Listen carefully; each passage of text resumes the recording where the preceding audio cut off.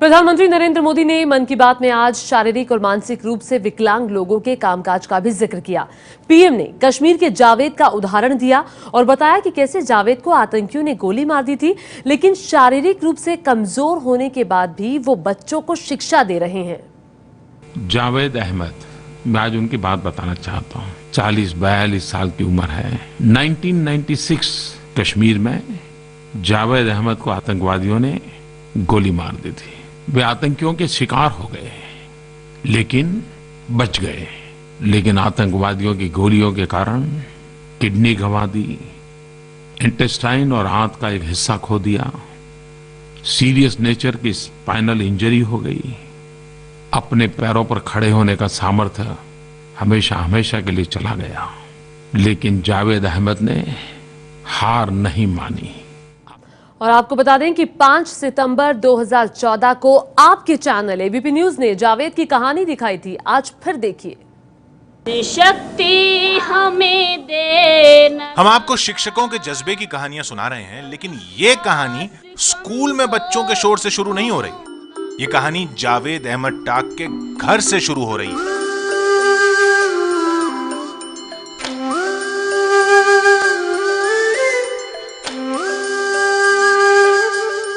श्रीनगर से 50 किलोमीटर दूर अनंतनाग जिले के बिजबिहारा कस्बे में जावेद का घर है।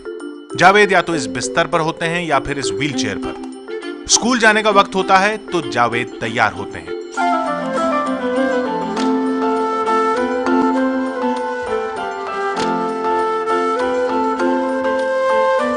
फिर व्हीलचेयर से गाड़ी तक जाते हैं और गाड़ी उन्हें स्कूल लेकर जाती है।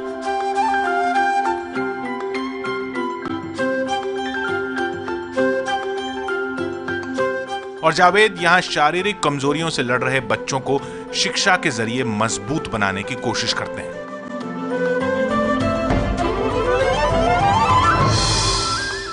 जावेद सर बहुत बहुत शुक्रिया। उसका मतलब बहुत अच्छा सर है वो। 39 साल के जावेद साल 1997 में आतंकी हमले का शिकार हुए थे। गोली रीढ़ की हड्डी में लगी थी। अस्पताल में जब होश आया तो पता चला कि जावेद अब कभी चल नहीं पाएंगे। फाइनल ईयर की परीक्षा दे चुके जावेद पास तो हो चुके थे, लेकिन जिंदगी बिस्तर पर सिमट गई थी। जावेद ने लेकिन हार नहीं मानी।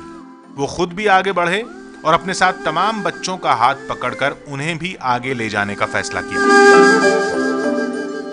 मैंने अपनी जिंदगी बेड पे ही गुजारी बहुत सारे वक्त तक, और मैंने यही सोचा कि कैसे नई ज़िंदगी स्टार्ट करूं। कि उन 3-4 सालों में मैंने अपने बेड पे ही फ्री ट्यूशन्स किए उन बच्चों के जिनके कम वसाइल थे, जो गरीब घरों से ताल्लुक़ रखते थे। पहले घर में बच्चों को ट्यूशन दी, फिर इन बच्चों की बात समझ सकें इसके लिए तमाम तरह के कोर्स भी किए। कोर्स के बाद साल 2004 में बिजबहरा में शारीरिक रूप से कमजोर बच्चों के लिए ये स्कूल शुरू किया। पहले तो मैं कुछ भी नहीं था। मैं डिसेबल था इस लिहाज से कि मेरी कम्युनिकेशन गैप थी इनके साथ। तो चूंकि हम ये सोचते हैं कि बच्चे डिसेबल है, लेकिन टीचर्स डिसेबल है जिनको आता ही नहीं है इनको पढ़ाना। तब तक मैं खुद डिसेबल था, तो मैंने अपनी एबिलिटीज समझने के लिए मुझे बहुत साल लगे, करीबन 4 साल लगे। जावेद का ये हौसला औरों के लिए भी प्रेरणा बन चुका है। बिकॉज ऑफ जावेद साहब हम यहाँ पे है। उसकी प्रेजेंस से मतलब उन्हें देखकर हमें ये महसूस होता है कि हम क्यों नहीं कर सके। अगर even a wheel chair user इतना सब कुछ हैंडल कर सकता है, इवन हमारे पास सब कुछ है, हम क्यों नहीं कर सकते। Is a best teacher. मुझे ऐसा ही लग रहा है कि वो सबसे मतलब अच्छे उस्ताद की तरह इन बच्चों को पढ़ाते हैं। जावेद को राज्य सरकार ने स्टेट अवार्ड से नवाजा और केंद्र सरकार ने जावेद की हिम्मत और हौसले के लिए राष्ट्रीय पुरस्कार दिया। जावेद को सरकारी नौकरी के ऑफर मिले, लेकिन जावेद ने इन बच्चों को चुना। शिक्षा और शिक्षकों का नाम आते ही नज़र के सामने आ जाता है स्कूल, और स्कूल में शोर मचाते बच्चे। लेकिन जावेद टाक जैसे टीचर्स ने ये साबित कर दिया है कि इस खामोशी के बीच में भी बच्चों को पढ़ाया जा सकता है और देश से अंधकार दूर किया जा सकता है। कैमरामैन अरशद हुसैन के साथ आसिफ कुरैशी, एबीपी न्यूज़, अनंतनाग, कश्मीर। के जज्बे की कहानी एबीपी न्यूज ने दिखाई थी।